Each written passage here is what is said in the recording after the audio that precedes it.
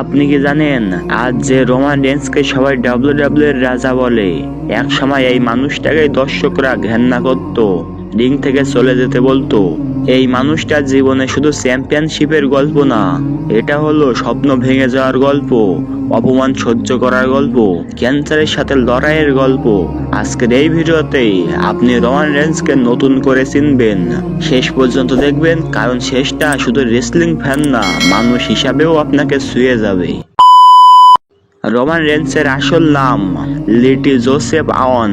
তার জন্ম 25শে মে 1985 সালে। তিনি জন্মেছেন এমন এক পরিবারে যাদের নাম শুনলেই ডাব্লিউডাব্লিউ ভক্তদের গায়ে কাটা দেয়। দ্য রক, রিকিশি, ইয়োকোজোনা, উমাগা, এটা অনন্য পরিবার। কিন্তু মজার ব্যাপার কি জানেন, রোমান ছোটবেলায় কখনো রেসলার হতে চায়নি। সে বলতো, আমি রিংয়ে মারামারি করতে চাই না, আমি মাঠে খেলতে চাই। রোমানের প্রথম ভালোবাসা ছিল ফুটবল। স্কুল কলেজ সে দারুণ ডিফেন্ডার, এতটাই ভালো খেলতো যে এনএফএল ডিফল্ট পর্যন্ত সুযোগ আসে। অনেকেই ধরে নিয়েছিল রোমান হবে এনএফএল স্টার, কিন্তু বাস্তবতা খুব কঠিন।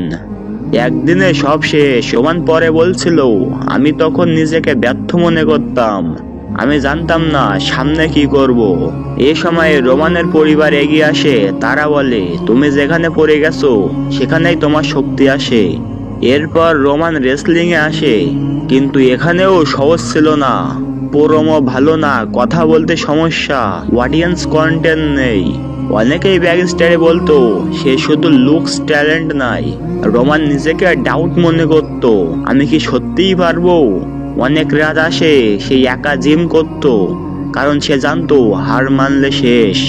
এরপর আসে 2012 সাল। ডাব্লিউডাব্লিউই এক নতুন গ্রুপ তৈরি করে, রোমান রেন্স, সেথ রলিন্স আর ড্রিম ইমরোজ, দ্য শিল্ড। তারা ছিল নতুন ওয়ার্ল্ড। রোমান এখানেই নিজের আসল শক্তি খুঁজে পায়। অডিয়েন্স প্রথমবার বলে, এই লোকটার মধ্যে কিছু আছে। কিন্তু সুখ বেশি দিন থাকেনি। 2014 সালে শিল্ড ভেঙে যায়। ডাব্লিউডাব্লিউ রোমানকে বানায় next John Cena, face of the community. কিন্তু দর্শক এটা মানেনি। Royal Rumble match win. Roman দাঁড়িয়ে থাকতো রিংয়ে, হাজার মানুষ তার বিরুদ্ধে। এরপর আসে 2018 সাল। রোমান রিংয়ে আসে কণ্ঠভারী। সে বলে সে লিউকেমিয়াতে ভুগছে।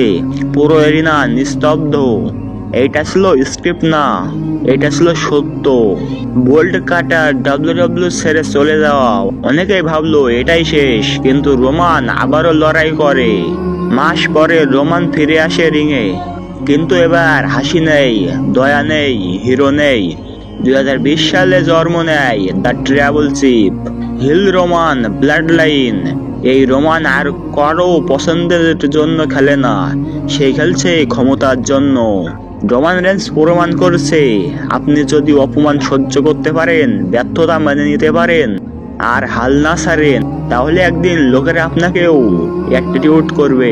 রোমান শুধু চ্যাম্পিয়ন না, সে একটা উদাহরণ। বন্ধুরা, তুমি কি রোমান রেন্সের ফ্যান? তাহলে ভিডিওটিতে একটা লাইক করে দাও এবং চ্যানেলে নতুন হলে সাবস্ক্রাইব করে দিও। ধন্যবাদ সবাইকে।